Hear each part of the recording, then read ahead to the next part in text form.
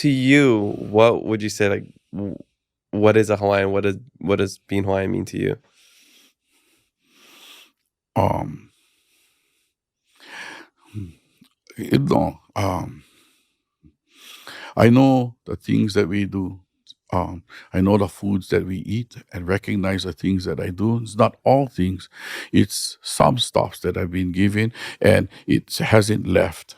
I if you was to come my house, you would just like, why would you leave here? Yeah, that's a piece of Hawaii that's what used to be. Um, and I when it comes to plants and growing and mala and la'au and everything else is in my yard and it's prolifically in my yard. So I recognize those things. When I like eat, I go in the back, I pull kalo, I do whatever else I gotta do, because this is what we did growing up. Yeah. And I recognize the difference between this is what we do growing up versus you going to school and learning how to do this to grow up. I said, and growing into educated Hawaiians. I said, most of the Hawaiians I know wasn't educated. They just know how to eat. They know how to take care of business. They know how to live and survive. And they didn't have to go to school to do it because that's what we do to survive as Hmm. Hawaiians. And today it's this perspective of you have to think this way and this is what the thought of being a Hawaiian is. And they said, so it's not, again, it goes back to you actually living Hawaiian, or you have to explain the idea of being Hawaiian which is living Hawaiian is now the explanation of it. I saw this broadcast which brought a lot of things into perspective, and it was with Nainoa Thompson. and Hokulea. Hmm. And I said, oh my God. And the people on the boat trying to do all these traditional things and yada, yada, yada. And then Mao come up and go, yeah, give me that hook. It's nice that you like make these things traditional and learn how to make all kinds. My car is this and that, and tie on a piece of plastic bag. So I said, but I like eat today. I don't like wait till tomorrow to you guys can explain what I like eat now Hmm. and catching fish by using plastic. That's the difference. I think it gives a. Do you live it or do you have to explain how to live in order Hmm. to live Hawaiian? And um, yeah, I think a lot of us are insecure in being Hawaiian because we didn't have certain things growing up or in our family, or so we're trying to scratch for an identity, and that's why some people are almost overcompensating by like, I need to do it this way, or like you kind of cling to a community and you're like, well, they're doing like this, they're being radical, they're yelling that they're Hawaiian, so I need to be like them. Or you can just be like the quiet guy, just pulling kalo in the mala, but fishing, I can see from my generation and stuff that didn't have, and they didn't have school, never have olelo, never have stuff, and the development thereof, and they seem to have hang-ups because they recognize they didn't do this, but they fought for these kind of things. And I'm trying to understand why your generation have hang-ups about stuff, all the stuff that you got. Like what and identity, why? Um, and I don't believe it's you. I think that one of the good things about being isolated from everybody, yeah, is that I don't have to hear this constant negativity about, oh, woe is us and yada, yada, yada, yada. After a while, um, you know what happened when you stand in a pile of crap, right? Nobody knows who stinks. hmm You get stuck on this thing, and that stink gets stuck on you, and everybody is the same thing. hmm So the only way to do that is get away from it or yeah, bury it yeah. and find someplace else to go where you can get some clarity and some sense of and really reflect on what you are. Do you need all of those things to make you Hawaii? I Mhm, don't think so. mhm, I don't need I don't need um I don't need this organization to say, we have to do this way. No, I don't. This idea that we have to have a whole community of the kind for go do this. Really?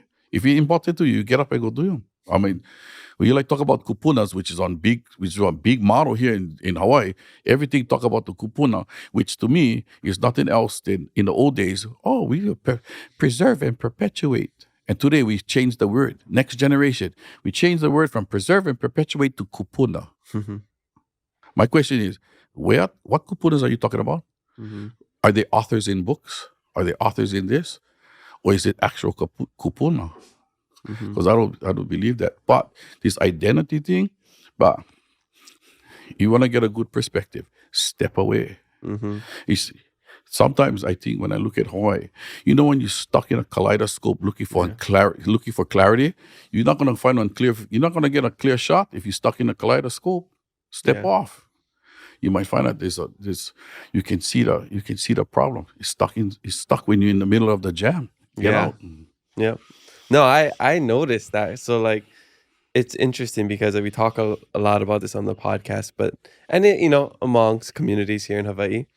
But living away and going away, whether that's vacation, study abroad, whatever, work, you notice that it's really only here in Hawaii that we put such an emphasis on being Hawaiian or our identity or like how Hawaiian you are and stuff. Like, I don't go to Madagascar and be like, everyone's just like, how Malagasy are you? Nobody's really talking about that stuff. And I understand the history is different. But there almost every place has been colonized. Almost a lot of most of the places have been overthrown or have some sort of sad history. So it's like yes, we have a unique history, but so like those things aren't unique in the No, lens you're of global exactly right. history. It's unique to us in the way it's done.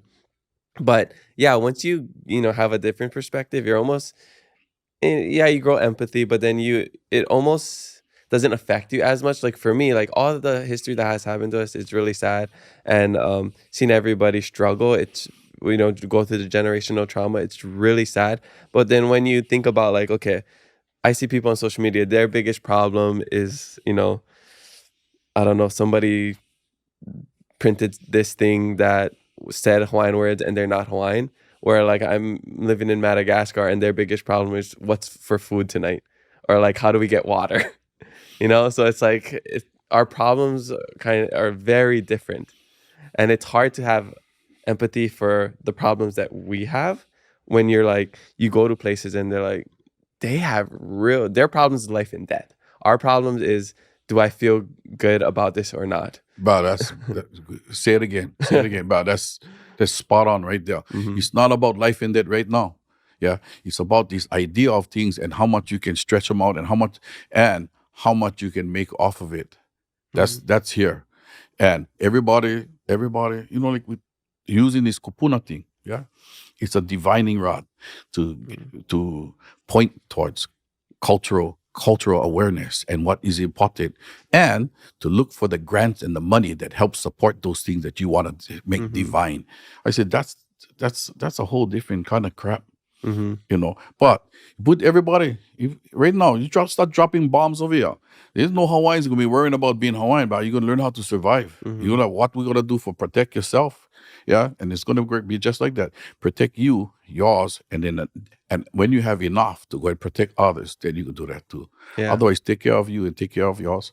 And when you have lots of time and lots of extra mm, recreational thought process to come and develop ideas about what we can do for our lahui, then we start talking about that. Yeah, Hmm. because you have a lot of extra time on your hands. Yeah, I think the problem is too that people want this control. People want to make everybody else's lives the way their life is. It's like if you're not doing it the way that I'm doing it, then you're wrong. Same way how do your hula performances, or like they're like Hawaiians need to be in Hawaii Wait, to be wait, back Hawaiian. up, wait, You back up. know? What are you talking about? My hula performances is all wrong. How you figure? No, no, I'm not saying wrong. I'm saying that you're not doing it the way that everybody else says this is how it's supposed to be done. Yeah, So yeah. if you're not living your life, this is not how. Even like you living in California, being Hawaiian, like why wouldn't you want to be in Hawaii? You're Hawaiian, come back. That's wrong. But I don't think there's right or wrong. I think it's different. I mean, like you're living in California, you're doing all the things that you believe that makes your life better, makes you Hawaiian, continues to perpetuate your own lifestyle. We got Vegas, the ninth island. Your backyard is the 10th island. But you know, just a perspective. So, say 100 years ago, this a Hawaiian leaves. Mm-hmm. Yeah. And then every 10 years, a Hawaiian leaves and go to different places and this, that. They only know. And let's say that there's no um There's no computer, there's no connection to all of these things or TV and all this kind of stuff. This Hawaiian took 100-year-old piece of Hawaii's history and went over there, and so on and so forth, and this and that. And while things change here, these people have encapsulated a certain part of the history in the way they live. And if they came home, they would Hawaiians here today would go, "Oh, but that's all wrong." Mhm. Because it's not the way it's done here. That's an old nostalgic way of thinking. You need to think like us. I don't know what you're saying, ba. Yeah, you're talking to the wrong Hawaiian. You can say it all you want to. I said, I have the ability to go, oh, hold on, and turn my hearing aid off and move to the next one.